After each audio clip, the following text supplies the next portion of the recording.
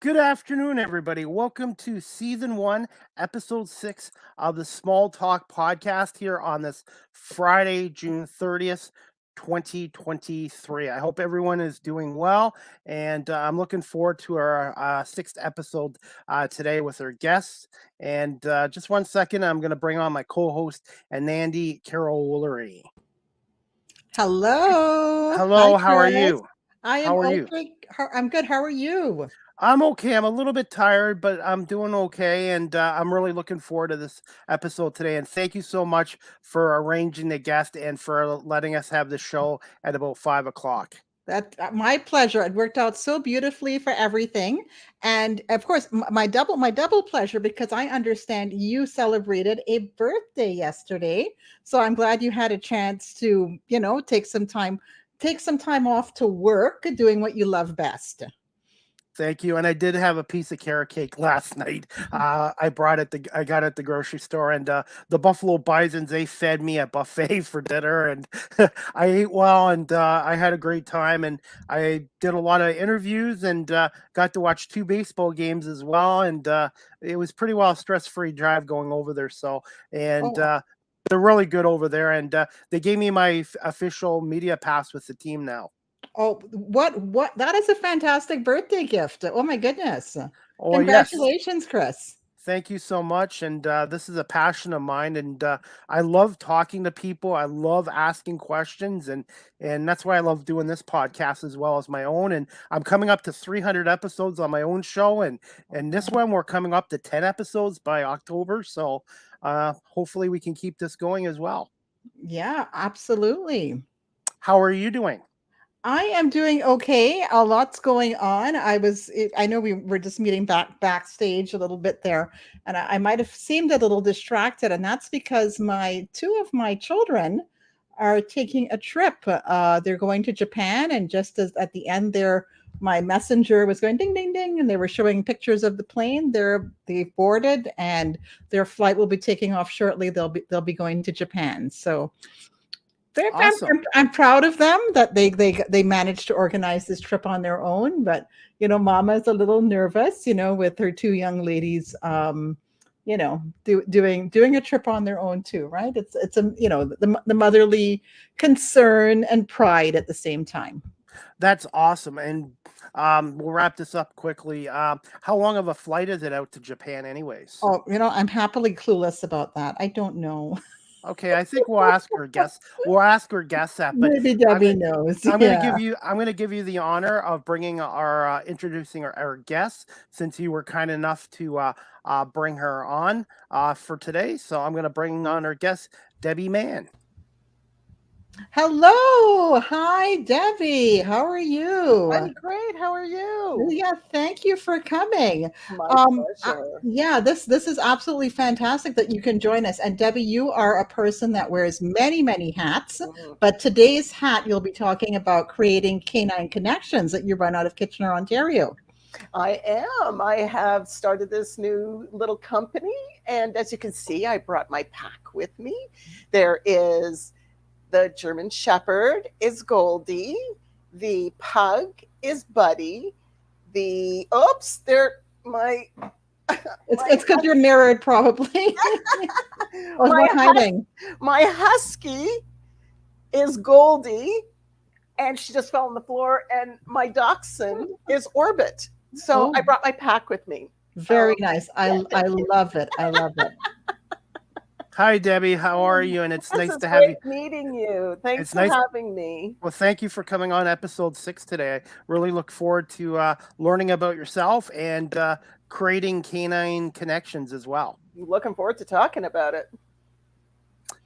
Well, Debbie, and Andy, would you like to ask our guest the first question then? Yeah, what did you have up? I know we had a couple questions prepared, Chris. Which one was first up on your roster? Okay, yeah, the one I have on here is what's your small talk moment with Oh, an Andy? yeah. Oh, Oh, yeah. yeah. Do you remember, Debbie? Well, we've had a lot of small talk moments, but I have one in mind that's very memorable. Yeah, is that when we met for lunch? And we were talking about writing?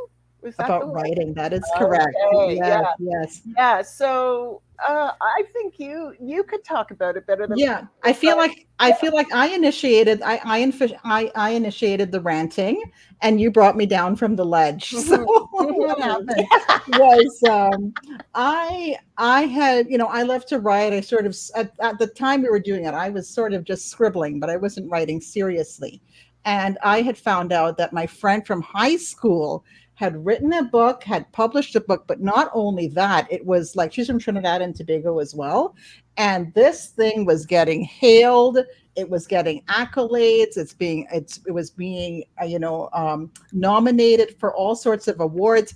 It made Oprah's like book list, and I was just like so jealous. And it was a weird feeling because I do like this lady, and obviously she deserved everything that she got, but there was something in me that could not enjoy her success. I was quite jealous, and I was quite kind of wrapped up in my own negative emotions about it. And can you remember, you asked me a question, you said, well, no, I think I said this. I actually did speak to my friend Claire, and I found out that Claire had taken 10 years to write this book. And I said, Debbie, guess how many years I've been writing my own book? And we both did this at the same time. Right. I had done nothing. But yet I was still jealous of my friend who had worked 10 years on the book. And you tell me, what was the wonderful insights you offered me? Was just so it was that there's our time will come. Your time will come is really, I think, the basic one, and that I had actually just watched a video by Chelsea Handler, and she was talking. She's a comedian, if you don't know her, and she was talking about how all her friends were being successful, and she was not, at least not the level that she wanted. And she was talking to her sister, and and this rings true, I think, for all of us. Your time will come, and it's about being patient and keep forging ahead on what it is that you'll have to remember this, forging ahead, and your time will come. Mm-hmm. So that was, I think, the conversation that you and I had. Yes, and I remember, and sort of, I think she also had this in the YouTube video, that there's enough for all of us. There's There's enough enough, for there's all of enough us, success for exactly. all of us, and yes, our time, your time. You keep working at it, and your time will come. Yes. So, thank you, Debbie. That was a beautiful. Rather than me going down a rabbit hole, that was a catalyst for positive change for me. So, thank Yay. you, thank you. Yay. I Love can really, helping out. and I can relate that as well. Starting a new career and stuff like that 3.5 years ago, I've seen some people already make it, and I've had days where I'm like a little bit tiny jealous of them. And then I remember, hey, I am on my own journey, and it does. Anytime you do a new career, it does take time, and being at the right place at the right time for the opportunities. And I'm going to have to remember that for this business as well, because as you know, when you start a business, I have fantasies of it going to be, launch, and it's going to be big and amazing, but it takes time and effort and persistence and patience, um, to do anything. And, the overnight success, I mean, your friend Anandi, she was not an overnight success. She was 10 years or more in the making. And yeah, so, I love hearing how people say, yeah, it took me 40 years to become an overnight success, in Hollywood and stuff like that. So yeah, we just have to plug away. In my case, I'm looking for a new career at the age of 51, and I just want to prove to everybody, and no matter what walk of life or what career, being 51 is not a disadvantage; it's an asset, in my Mm-hmm. opinion. Mm-hmm. It better not be, because I think everybody in this room Yeah, it's over is in 51. that age range. So it better not be. It better be an asset. My goodness. Ah, ah, Yeah. oh my gosh, that's funny. All right, I will go and ask the next question, Debbie. How we normally do this with myself and Andy, we rotate questions with our guests as well, so we try to make it kind of equal for both of us because we are partners on here, so we try to Sure. be 50-50. Yep. Definitely. Absolutely. All right. Can you tell or not mine? Sorry, me bad. I'm so used to having my solo show. Can you tell us and our audience about yourself, a little bit about yourself, Debbie? Well, I'm originally from Montreal. I grew up in the east end of Montreal, and if you don't know what that means, east end of Montreal is French, is predominantly French. At least when I grew up there, and I have lived. So I had restless. I was restless as a young teenager and a young woman. So I left Montreal. I got a job in Montreal with Bell Canada, and then I transferred to Ottawa, and I loved and lived in Ottawa for a few years, and then I moved to Alberta and lived in Edmonton for a few years, and I got into a completely different um, field. I got into waitressing, and what else did I? Well, waitressing was the start, and then I got into the tech world. One of the first retail stores in Alberta, selling personal computers. And then that was a big company, and I transferred to Ottawa because not to Ottawa. I'm sorry, back to Ontario, to Toronto, because I'm an Easterner at heart. I'm not a Westerner or a prairies girl. As much as I loved it, you know where home is, and that's where home was for me. And I came back here and stayed in the tech world. Um, the short story is I got quite sick. And I have no problem talking about this, but I suffered from depression and didn't know it, and ended up, I call it privileged homelessness, because I had places to stay, but I just couldn't afford to to live in my own place. And so for about a few years, people helped me out. So I moved around a lot and did odd jobs. And then in 2005, I landed a job with Festivals and Events Ontario, and I've been there ever since. And they were originally out of Brantford, and that's how I moved from Toronto to Kitchener, because I Brantford didn't have any. I didn't have any friends in Brantford, but I had friends in Kitchener. So I moved to actually Cambridge originally, and now the office is here in Kitchener. So that was 18 years ago. Oh my goodness. So that's kind of, the short story of my life. And I'm still looking for a friend in Kitchener. I'm just kidding. I'm just kidding. I'm just kidding. He's got friends in Waterloo. So Yeah, it's okay. yeah. Don't be picky. So yeah, that's the long and the short of it. And excuse me, I might have to mute myself for a quick second. Yeah. So I mean, there's a lot of years in between that, but that's pretty much it. Mm-hmm. And Andy, I was going to get you to ask the next question. She's already answered part of it. Yeah, she's answered that. Yeah, no problem.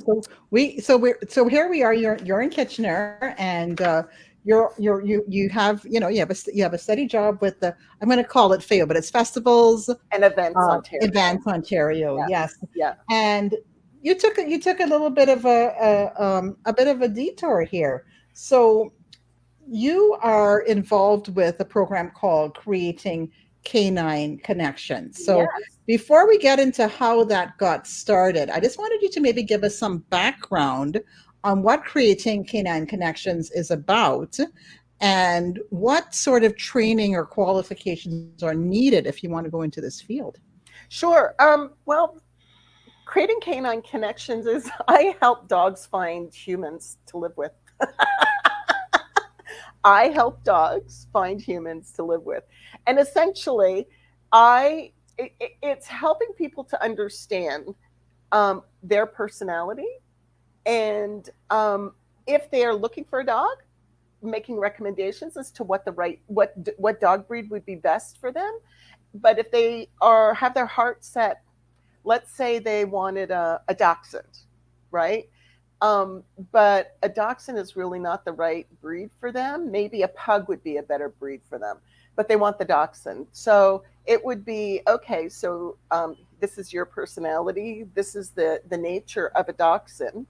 And this is what it's going to need. And it's going to be pretty much, it's not about you changing the dog. It's about you being able to provide the dog, to provide what it needs, not just food, shelter, and love, but from a personality perspective, making sure that it's getting its needs met. So, we'll talk about a dachshund, right? I mean, a dachshund is Dach is a badger in German, and Hund is hound. So it's a badger hound. So it's a hound dog, and its short, long body and its paws. When you look at a dachshund, its paws are kind of like this because they were put in tunnels to hunt and pull out badgers on farmers' land, right? In Germany. So that's how they got their name. If you're not fulfilling something, if they're a hound and a hunting, there's an element of them that they need to be able to fulfill that. So it's making sure that something in their nature is being fulfilled, whether it's agility or nose work or rally or dock diving. Like, I don't know if a dachshund would be very good at dock diving, but do you know what dock diving is? It's where a dog runs and tries to reach something hanging in the air, and dachshunds are so low to the ground. I mean, they can barely get upstairs. But making sure that part of their innate nature is met, and so it's helping the human understand those particular needs. Right. So Debbie, you're not a dog breeder. So it's not like you're saying I do breedings and I do litters and whatnot, and I can you're not creating dogs for people, but it's about understanding the different breeds and their personalities. It's all about personality. And when I hear personalities, I know of like Myers-Briggs typing and 16 personalities typing. Is it more along those lines? Because we know you're not doing breeding. No, not doing breeding, and I'm not a dog trainer. Just to let you know that I'm not a dog trainer. I am. So how this all started, and I think that's one of the questions, and we can get into it, is, during the pandemic, I was just looking for something extra to do. The work was quiet, understandably, during, 2020. And so I was talking to a mutual friend, Susan, and she was telling me about personality dimensions and how it identifies who you, based on your personality, it identifies certain characteristics within you. And I'm so into that. And so I became a facilitator for personality dimensions. I took the course and then I became a facilitator. So, so I have done on personality dimensions, I have done wellness training, and I have done coaching on with personality dimensions. Then she told me that there's something called canine colors. Okay. And I thought, well, what's that all about? And I love dogs, right? And when I was a kid, we had dogs, and I didn't have dogs through my career. And the reason for that is I traveled a lot. I was moving around a lot, and I just didn't feel it was going to be, the dog would suffer for me personally because I'm not going to be around. And I wanted to make sure that if I was going to have an animal, that I would be able to, it wasn't a financial burden, but it was a physical, being able to be there for them physically and take them for walks and, love them for sure, but all the other things that they needed. So I never really had dogs as an adult for that reason. When I heard about canine colors, I found out if I wanted to become a facilitator for that, and I wanted a dog. So I wanted to figure out what's the right dog for me. So again, I took the course, figured that out, and then I went back and I want to be a facilitator. So I'm a coach and facilitator for canine colors, and I can do this personality work with 4 people who are looking for a dog, or for people who have a dog and perhaps maybe want to enhance their relationship a bit.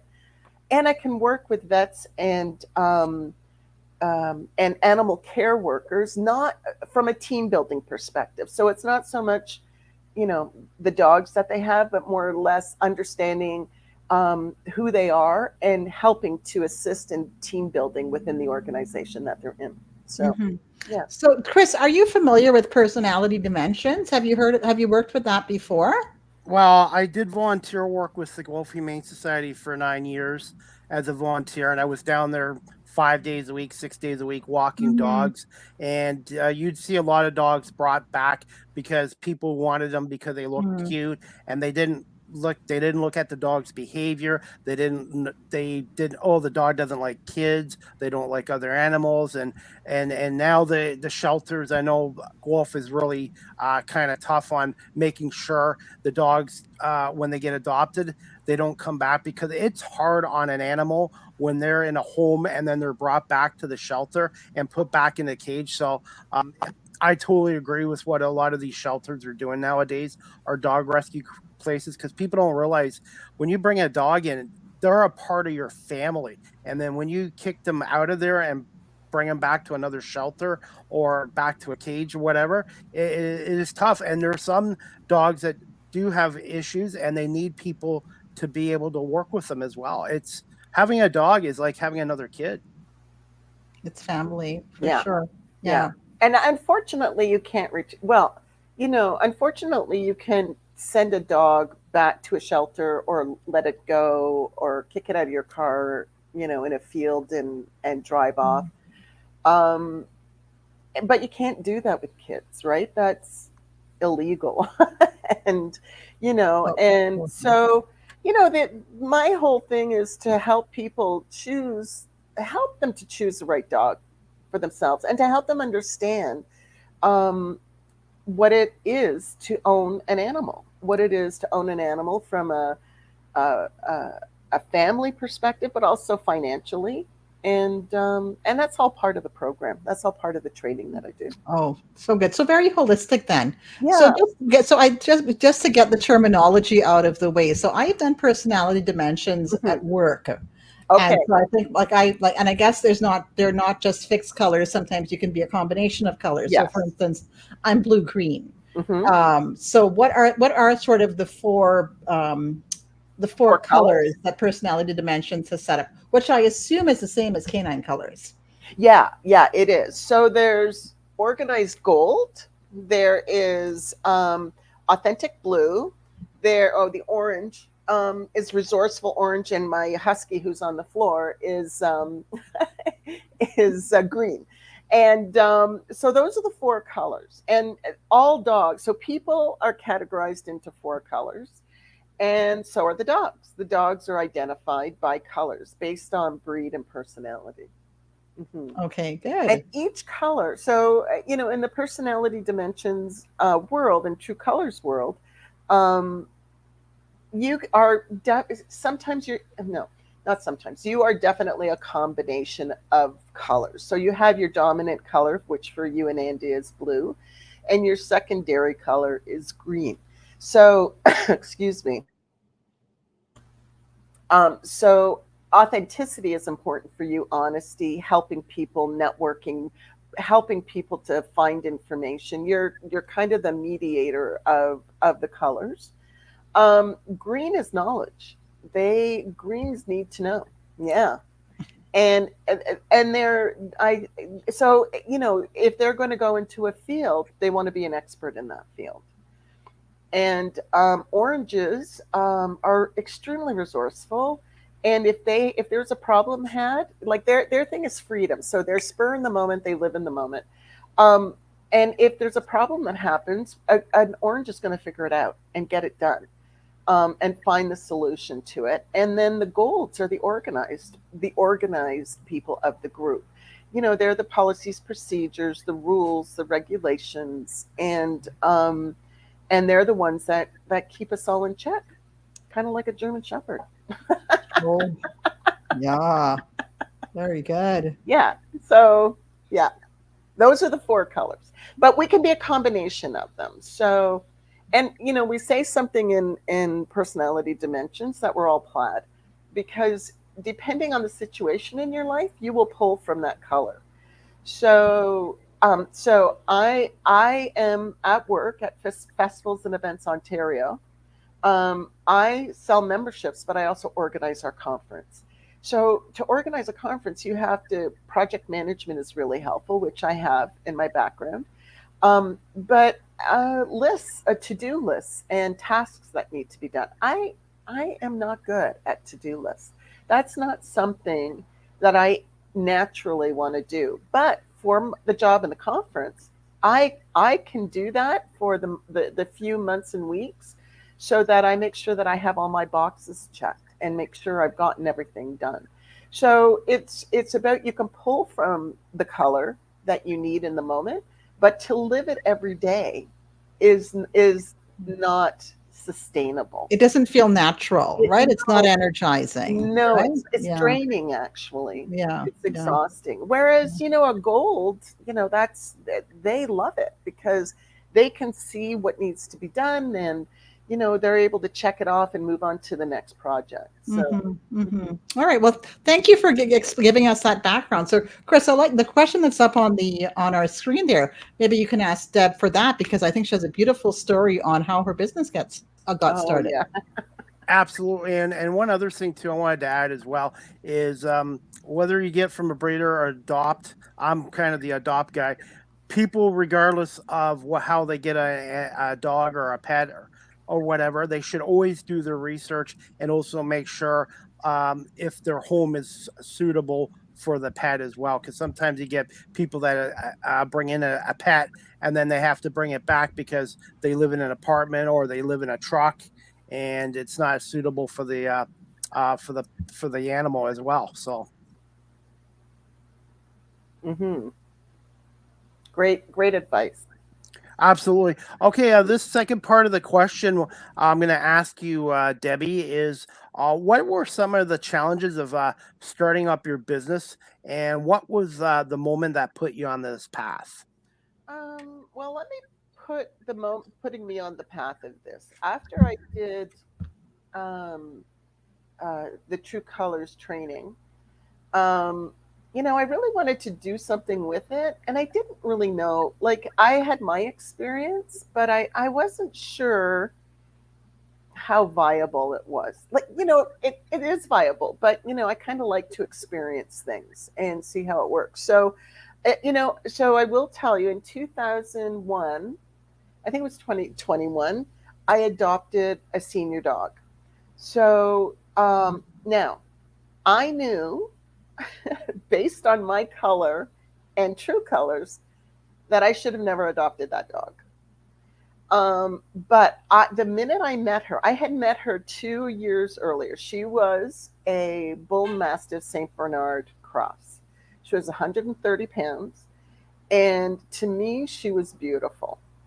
And there was something about her temperament that just attracted me to her. And she was my friend's dog. And they ended up asking if I would take her because of our relationship. And they couldn't have her anymore. So I took her on during the pandemic. I was looking for a dog.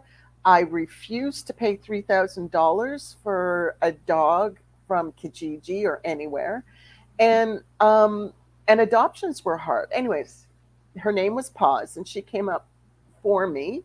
She came up for me to be able to adopt her.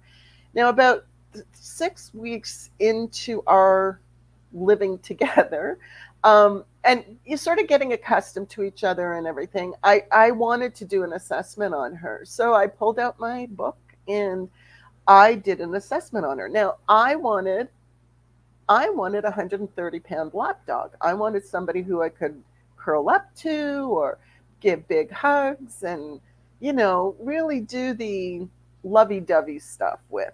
Yeah, that wasn't her.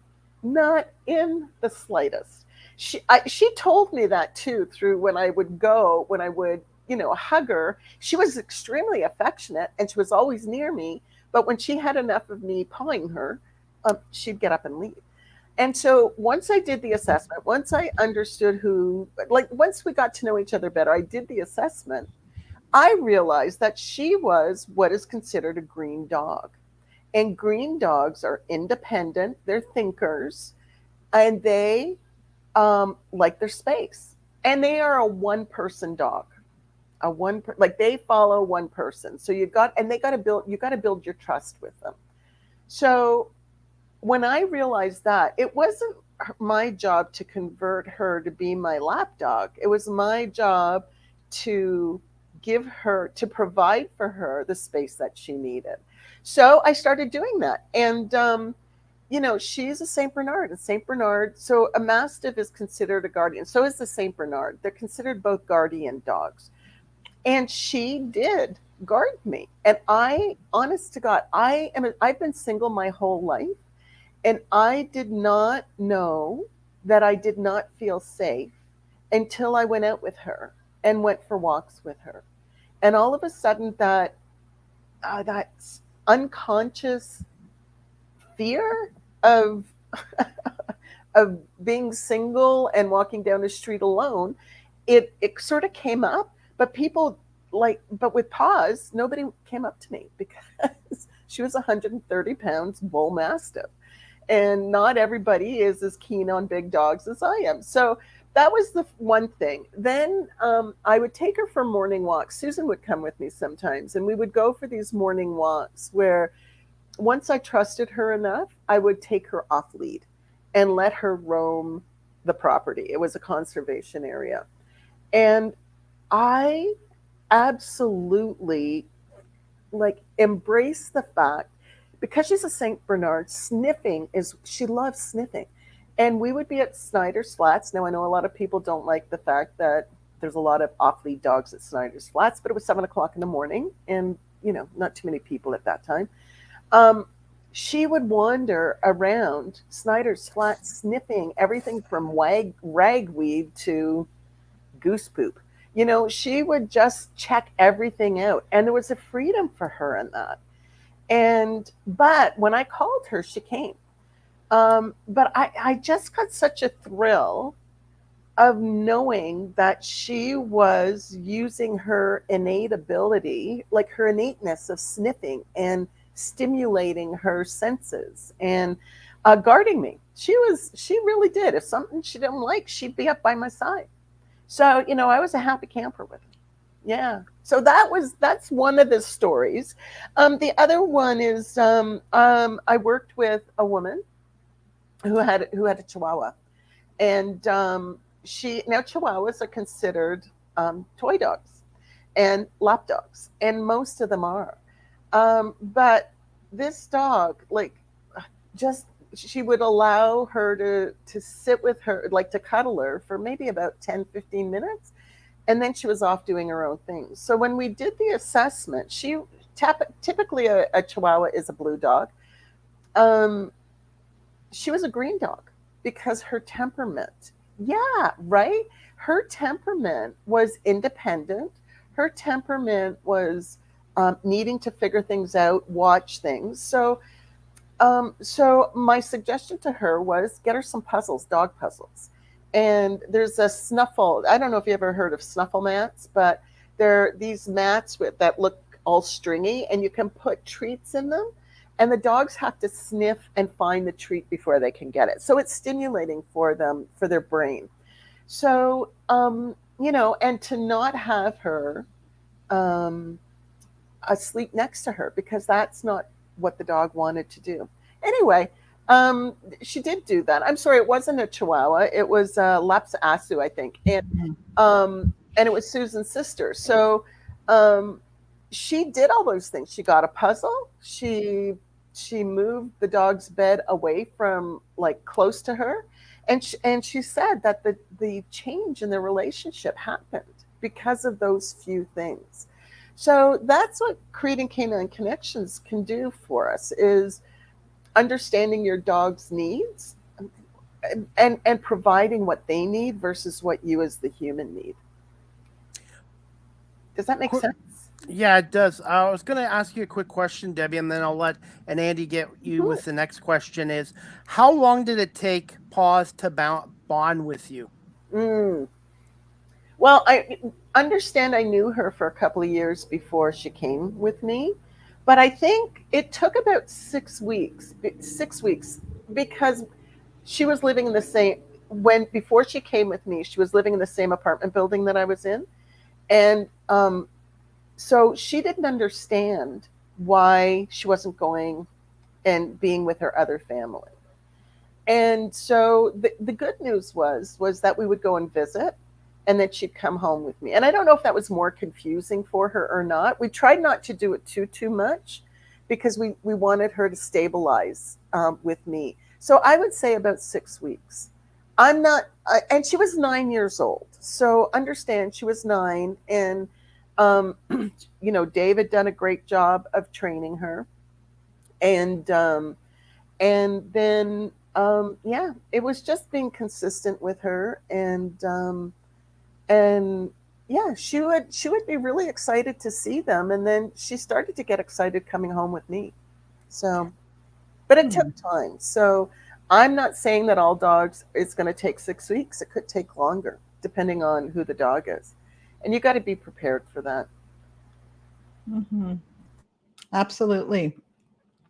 So the next question, I think we've already answered the one about the qualifications and the trainings. I think you had said that you are a personality dimensions trainer, facilitator, and as well you have completed the Canine Colors training, which has led to your business. Right. So now, like I want to hear stories from the field. So you shared about the person, the one that could have been blue but really a green, Yes. not the Chihuahua, the Lhasa Apso. Yep. And and are there any, I think even with your own, I mean, maybe you were your first client, Debbie, I feel in a way with your experience with Paws. So I remember that sometimes the dynamic changed with Paws when there was another person in the mix, because how did that change? Did you see a shift in personality? Yeah. So my best friend Anna came to stay with me for 2 weeks. She was having some renovations done in her house, and she came to stay with me. She's a dog lover, and she really, she has been in her life with dogs. She's been able to win them over. So a couple of things happen. One is Paws used to sleep under my table all the time. So my table faced my couch, and she would be under there sleeping, and so she had direct view of me. When Anna came, Anna set up her office in my dining room where Paws was sleeping, and I said, "Oh, Paws will adjust." Well, she didn't. Paws kind of moved Anna over. And so she could have her place under the table and still see me. And Anna was a little surprised, because she is someone who's very well versed with dogs, and she couldn't understand why Paws wasn't, warming up to her as much as she would have liked. And she even used food. She used bones, and she used all different kinds of things to try to engage. Paws liked her and would pay attention to her. But the minute I got up and left, Paws was with me. Paws never took her eyes off of me. And Anna was amazed by that. And but the other thing that I found with Paws, was that when we went to bed at night, she would sleep on the between my bed and the wall. And I did try to get her in bed with me originally, but she's 130 pounds, and she took the whole bed.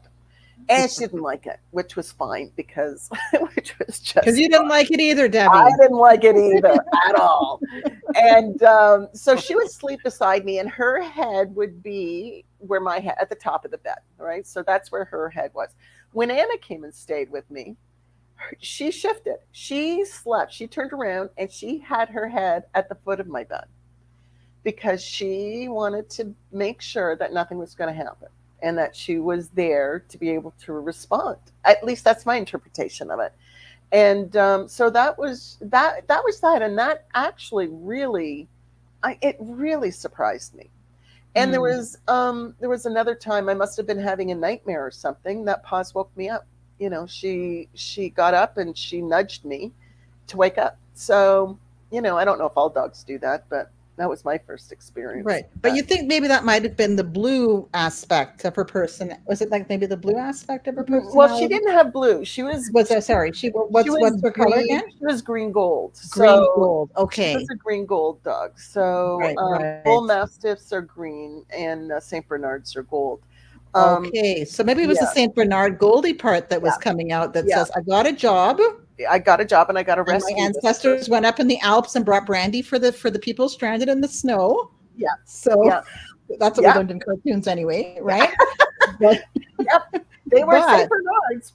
Sorry, go ahead. Yeah, they were rescue dogs, and so that part, that gold part says, "This is my job now." Yeah, I've got to protect. I've got to rescue her from snoring, and then protect me. The bull mastiff part was protect me. So it was I have to tell you, it's been like a long time. It's been over 18 months that she's been gone, and I still miss her. So sorry to hear. And I sort of knew the ending, but Chris, I didn't know if you realized that we speak of pause in the past tense because she did pass away 18 months ago. Yeah. So I took her. The end of her story was I went to a cottage for a weekend up in Port Albert, which is near Goderich. It was my brother's cottage, and of course I got permission to bring a dog, and we went to the beach every day, and she just sniffed her little heart out. We were pretty much the only ones on the beach because it was October. So she didn't have to, I was never worried about her with people, but I was always worried with her about dogs because she did not like puppies. She didn't like any dog under 2 years old. Excuse me. And she was 130 pounds. I had been working with a trainer to stop her lunging and everything.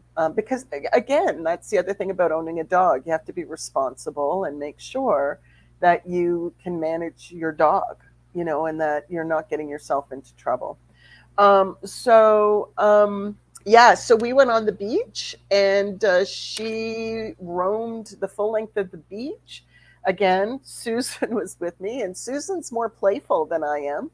And I was playing and running and fooling around with the dog, and Paws loved it, sniffed her little heart out.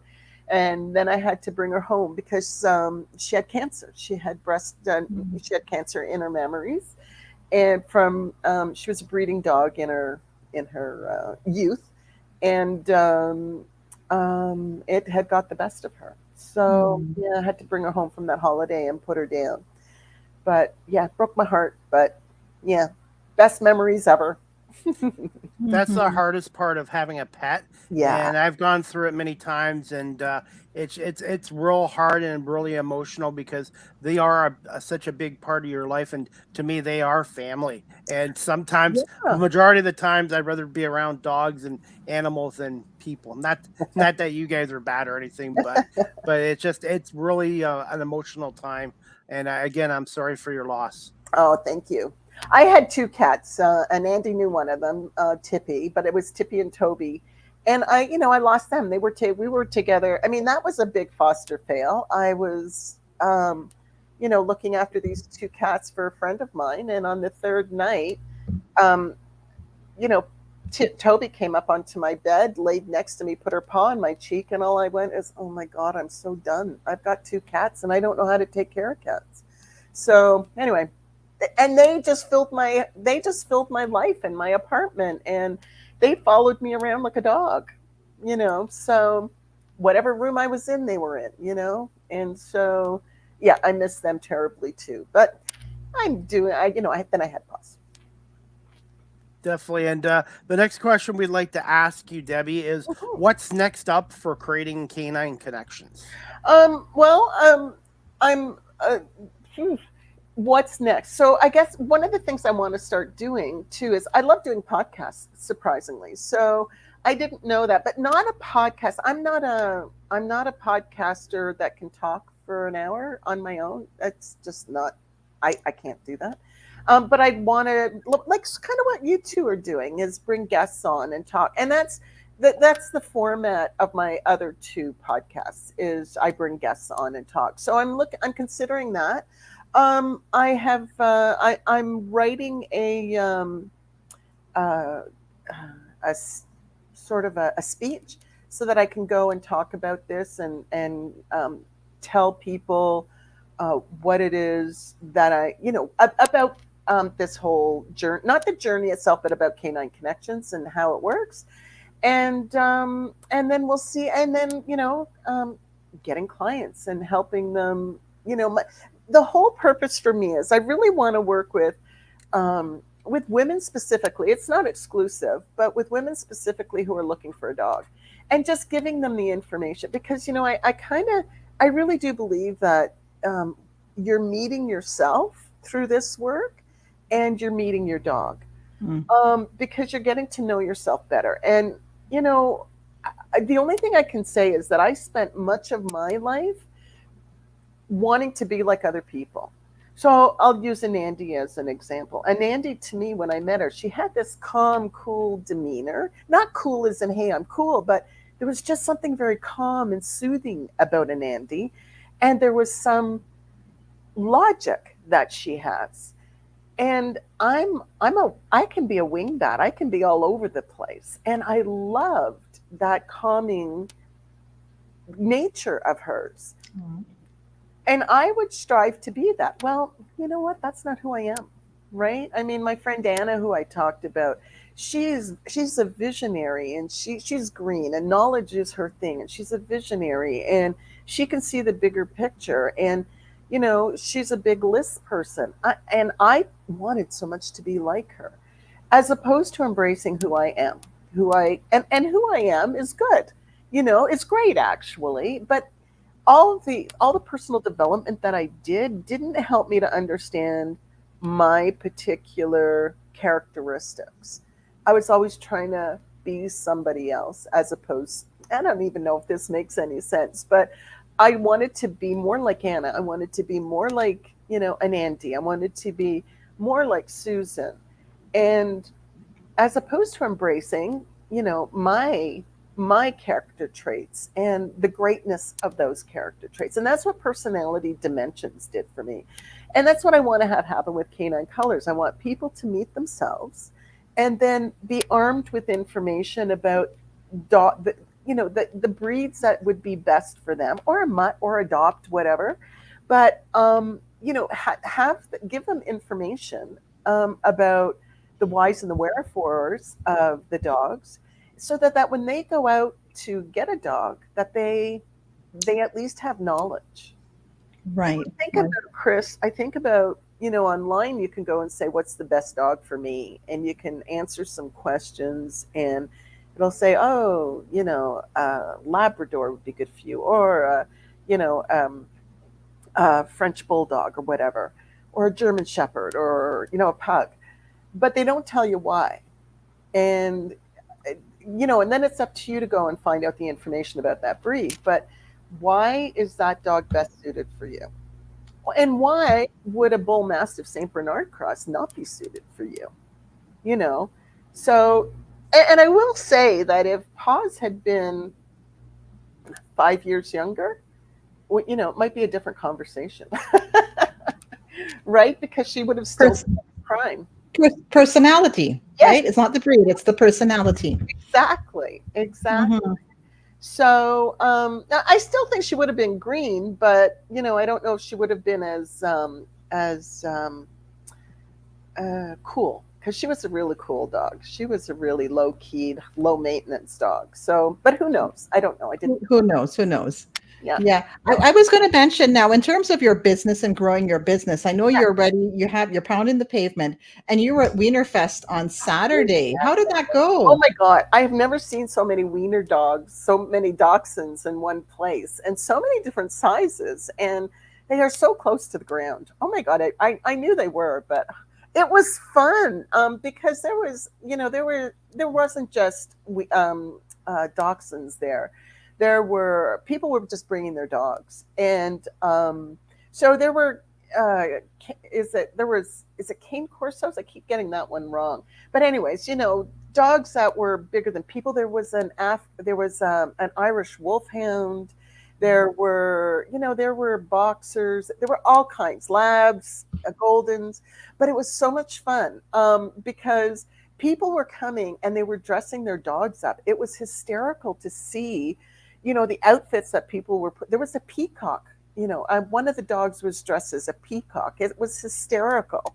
And they also had a lure course there. So, you go over to the lure course and you see all these little dachshunds just, chomping at the bit to get onto the lure course. And then you find that, there was a German Shepherd puppy there who would chase it and then got bored and would hop over the fence. It was just, it was dog stuff, and it was hysterical and it was fun. And there was at Wienerfest, there's a very famous dachshund called, are we okay on time? There's a very famous dachshund called Caruso. And Caruso, I don't know, the owner started dressing him up in these little, outfits like a hot dog or, a butler and videotaping and putting them on Instagram. Well, now he's got like something like 2 million followers. Okay. Caruso does. So Caruso was there, and the lineup was out the building waiting to get pictures with Caruso. So it was fun. And there was so many products and services, and it was just amazing to be there. It's all about the dogs. So it's all about the dogs, and I think it's the community too. It's the dogs, it's their owners, and I'm glad you had some success, making those contacts with that. Yeah, community. It was great. It was really good, and people are so proud of their dogs, right? I mean, they just they're so proud of their dogs, and rightly so. So. On the lower ticker, Debbie, I put down something here for you too. Okay. For your business, yeah. Oh, thank you so much. Yeah, so those are the dates. Do you have? Excellent. Good. I have dates picked for training. If you have a dog, and it's about 1, 2, 3, 4, 5 weeks. I think 4 or 5 weeks, and it's about 75 minutes a week, and we'll go through the whole program. You do an assessment. If you're looking for a dog, we'll get to assessing what kind of dog you want on the third week. And then if you have a dog, we'll assess their color and talk about their characteristics versus your characteristics, and maybe how you can enhance the relationship with them. And, I'm not a substitute for a trainer. I just really want to clarify that. I'm not a substitute for a trainer. You still need You're not a dog whisperer. I'm not a dog whisperer. I'm not a people whisperer. I am, I want to make matches. I want to help people make the right choice. And then you still need the training, and you still need to work, with a trainer to make sure that you are, good manners for a dog is so important, just like it is for a kid.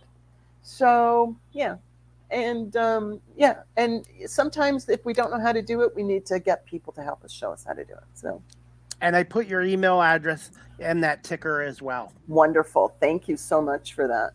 No problem. And you briefly, I'm going to let Anandi get back to this question, but you did bring up your podcast shows. Yeah, go ahead. Yeah, so thank you so much, Debbie, for highlighting the Creating Canine Connections. I mean, those who are listening, those who are watching, if you are thinking of getting a pet, if you already have one, Debbie is such a I'm very picky about my friends, and Debbie is a fantastic person and true and honest and kind with you. She's not a BSer. She will give you the straight goods. Absolutely worth the services that you'll be receiving. So Debbie, like I said, a lot of us wear a lot of different hats. Chris does, I does, you do too. So you have a number of podcast shows. And maybe you can tell our listeners about what you do on those other podcasts. So one podcast I started in 2020 with Festivals and Events Ontario. It's called Tuesday Talks with Theo. And I would bring guests on to talk about what was happening in the industry. During the pandemic, we're trying to bring positive stories to the table. Excuse me for a sec. And so I have, I think, about 75 episodes since 2020. Thank you. And I love doing them. They're lots of fun. And so that's one I do. The other one, so I'll give you the story before I'll tell you the name of the podcast. So in 2015, I was diagnosed with breast cancer. and went through that journey. My sister and I were talking, and my sister's name is Kathy, and we were talking because my mother in her 80s was diagnosed with breast cancer. And she went through her journey, and my aunt would call her. My aunt was probably 6 years older than my mom. So my mom was in her 80s, my aunt was in her 90s, Auntie Betty. And she would call, and if mom was sleeping or whatever, she would call, and Kathy would say, sorry, mom's not feeling well. Can I have her call you back? She said, look, just tell her I called. I'm thinking of her.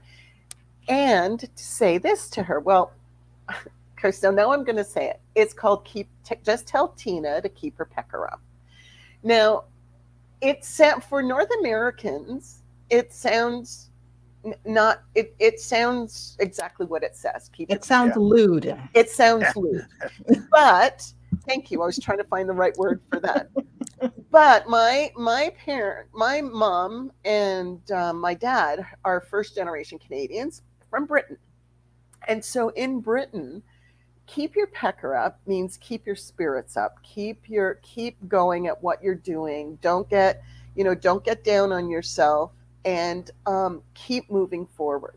That's what in Britain, keep your pecker up means. Now, Winston Churchill used it during the Second World War. J.K. Rowling's used it in her Harry Potter series. And my aunt used it with my mom. So Kathy, the story about this is Kathy had never really heard that saying before. And somehow I think I did, but I'm a bit older than Kathy. And so Kathy thought this was the most hysterical thing ever. And so she would send me notes on one. Now, my last name is Mann. And Kathy would send Wonder Woman paper with writing "Keep Your Pecker Up" on it. So it's kind of got a bit of a family dynamic to it.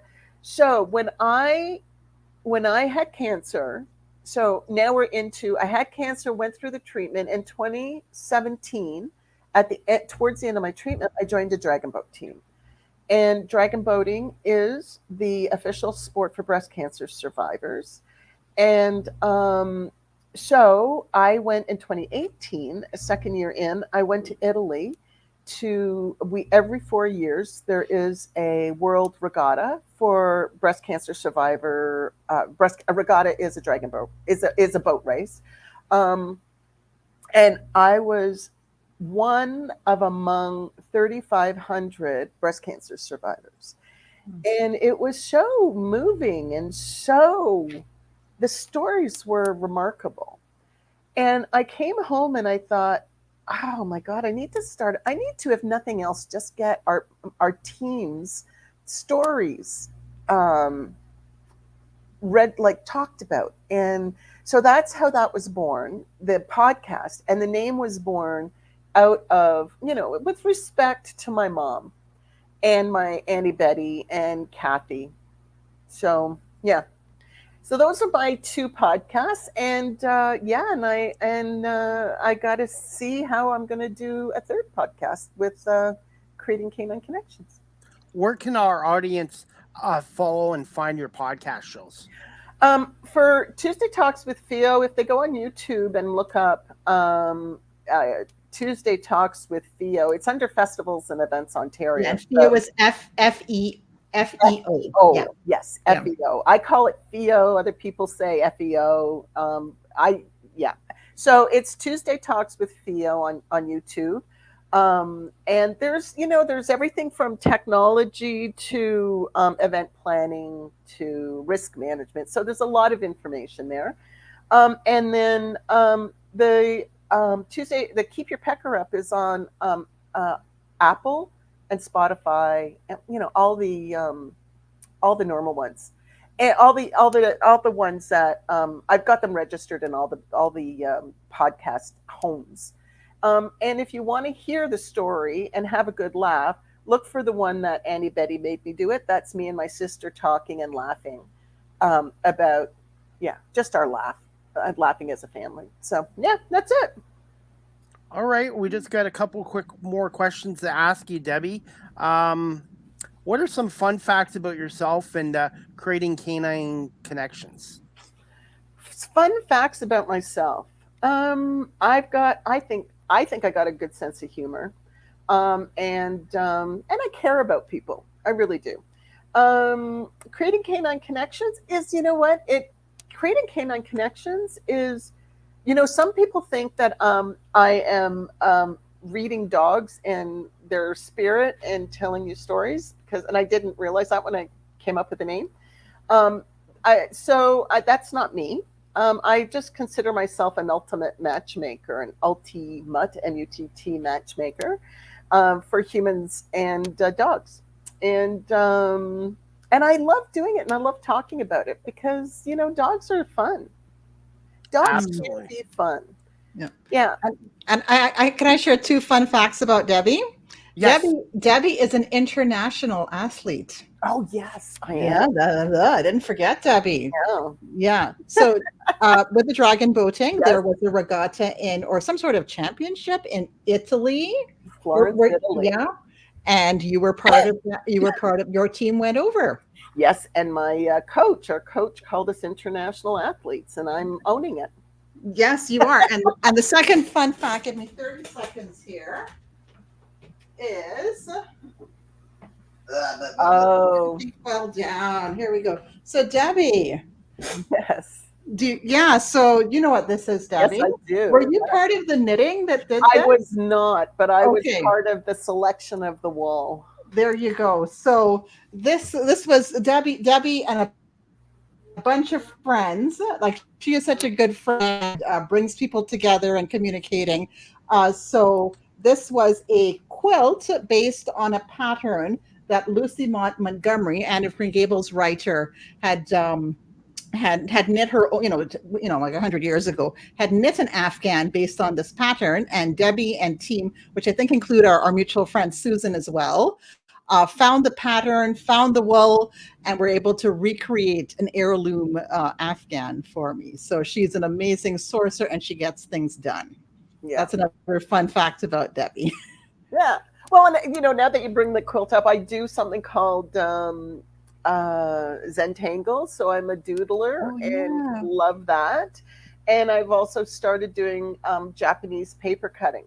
So, and I love doing that. So, yeah, and you do a beautiful job. I have Zentangle cards here, so I do love them. Yeah, you're multi-talented, Debbie, and I'm excited to see, where these new adventures with me too collections take you. Oh, I'm just super excited for you. You'll have to remind me of the story or conversation. Yes. All right, that's it for me. All right, well, and we got one last question on Anandi. Since you brought her on, you can ask the last question. All right, Debbie. Yeah, just hit us with it. How do we follow you on social media, and what is your website? Oh, okay. Website is Creating Canine Connections. Excuse me. Here's that cough again. It's all right. CreatingCanineConnections.com. I've got Creating Canine Connections Facebook page, an Instagram page, and keep your pet around. Sorry. What? Yeah, I was going to say, for your LinkedIn, is it Creating Canine Connections? Yeah, no, it's under Deb Mann, I believe. Deb Mann. Yeah, I just started following you on LinkedIn there. Yes. Yeah. So LinkedIn is Debbie Mann, or I can't even remember on LinkedIn. Sorry, I'll get that to you. So those are how you can follow me. I'm not on Twitter because I don't do enough daily tweets. Twitter is a commitment in it. Yeah. It is. Yes, absolutely. It's a lot of work itself. And of course, if this is the first way you found, if we are the gateway of how you found out about Debbie, just hit us up as well, and we'll put you in touch with her. Please, for sure. Definitely. And your email address, Debbie, is debbie@creatingcanineconnections.com, correct? It is. And I will get back to you. Definitely. And if you can give me a little bit of time tonight, I will have this episode downloaded to our audio platforms, and I will send you a link to the YouTube channel as well. And if you could promote our show as well, that would be great. I'd love to. I'll promote it on my channels for you. Debbie, I want to say on behalf of myself and Anandi, thank you so much for coming on episode 6 of the Smalll Talk podcast on this Friday, June 30th, 2023. And before we let you go, I want to wish you, me and Andy want to wish you a happy Canada Day, and to everybody watching and listening. Yes, happy Canada Day. And Canada Day. it was a pure honor. Thank you so much for allowing me to do this with you. Thank you so much, Debbie. Thank you. Our pleasure. Thanks for coming, Deb. You're welcome. Bye. Bye, Debbie. All right. Wow, that was beautiful. Well, I knew it was going to be beautiful because I know her, but yeah, that was such a great conversation. Huh? An hour really flies by. When you have good conversation, it just goes by like anything. Did you mute? Sorry, you might have touched a button there. Oh, okay. Oh. I just had somebody watching. Facebook user. I can't see who it is. They just said awesome. So thank you for watching. And one of my friends, Brian Snow. Hey, thank you so much. He has his own podcast show as well, and he's on the same radio station as me. And I'm still working to see if we can get our show put on the station in Atlanta at least once a month. So ready when you are, Chris. Absolutely, 100. Yeah. I've got to just get a hold of Ryan, and during the week they're full of shows, but I'm hoping we can get this put on once a month on a Saturday or Sunday there as well. Any other thoughts for today's show? I guess I didn't realize there were how many different aspects there were of the canine community. So there's trainers and there's breeders and there's shelters, and Debbie just has a unique approach for creating lasting, loving relationships with owners and their pets or their new family. People don't think of pets anymore. It's new family members. So I'm so glad we had a chance to highlight, different ways of, the different components that go into the canine community. Absolutely. And her website, again, for anyone watching this or listening later on audio platforms, creatingcanineconnections.com as well. And we want to thank everybody for watching this episode today on Facebook, on the Smalll Talk Facebook page, LinkedIn, YouTube, Twitch, and Twitter, and later on our 14 audio platforms as well. It's truly not a local show anymore with all the platforms out there. That's the way this connected world is now. Yeah, that's how we communicate. Yeah. So Chris, I think we're still on the hunt for a July guest, but that's our plan. We will be back in July, won't we? Yeah, hopefully by the last week of July, and I'm up next, so I'm going to be working on getting a guest, and as soon as I do, I will get a hold of you, and we'll get things ready. And it's not that far away, and July's tomorrow, Saturday, July 1st. So wishing everybody. Yeah. Go ahead. I was going to say, where did it go? Like I was driving. I had to go to run an errand today, and I saw that the orange lilies were up, and I'm like, wow, everything's early this year. Usually I don't see lilies till July. Wait, it is July. Just bam, summer is here, and we're in the middle of it. Time just seems to be going so quickly. And it is a long weekend here in Ontario and Canada. So wishing everybody watching and listening a happy Canada Day. And then, Andy, where can people contact us at the show again? All right. So we have an email, smalltalkpodcast50@gmail.com. It's probably the quickest way that you can get in touch with us. We also have a Facebook page. I think it is, we do have to approve before you come into the group, but it is the Smalll Talk Podcast with Anandi and Chris. If you put Smalll Talk Podcast, you'll find us there. Yeah, reach out to us, engage with us. We'd love to hear from you if you have ideas for guests as well. Yeah, we love to talk and engage and learn more about our community. And we're still looking for sponsors. If you're a local business in Kitchener-Waterloo, Cambridge, and Guelph, we're always looking for sponsors for our show as well. And that's one of our goals, I think, is to get that first sponsor for our show lined up before the end of this year as well. We'd love to have you part of the team, and someone local would be ideal. But if we can help you, and we help you, you help us. We will. That's our aim as well. It's not a one-way relationship. We want to help each other. Absolutely. And again, and Andy, I want to say thank you for arranging the guest for June. I almost said July. June. It is June 30th. Debbie Mann, and thank you for helping out with the questions as well. And I'm looking forward to episode 7 at the end of July, and we'll just have to figure out a date, exact date and time, and I will be responsible for getting the next guests on. Yeah, yeah, my pleasure with the arrangements, and I'm really excited about who you find for July. We'll see And you hope later. and, Yeah. and you too, and hopefully we'll run into you in Rogers in July as well at some Yeah, point. yeah, we probably will. All right, and Andy, I want to say thank you so much. I hope you have a great long weekend. And again, thank you to Debbie Mann for coming on. And please check out her website, Creating Canine Connections, as well. And again, this show will be downloaded to audio platforms shortly as well. So I hope everybody has a happy Canada Day, long weekend, and we'll see you guys in about 4 weeks' time for another edition of Small Talk Podcast with Anandi, Carol Woolery, my co-host, and yours truly, Chris Palme, as well. Thank you, everybody, for watching and listening.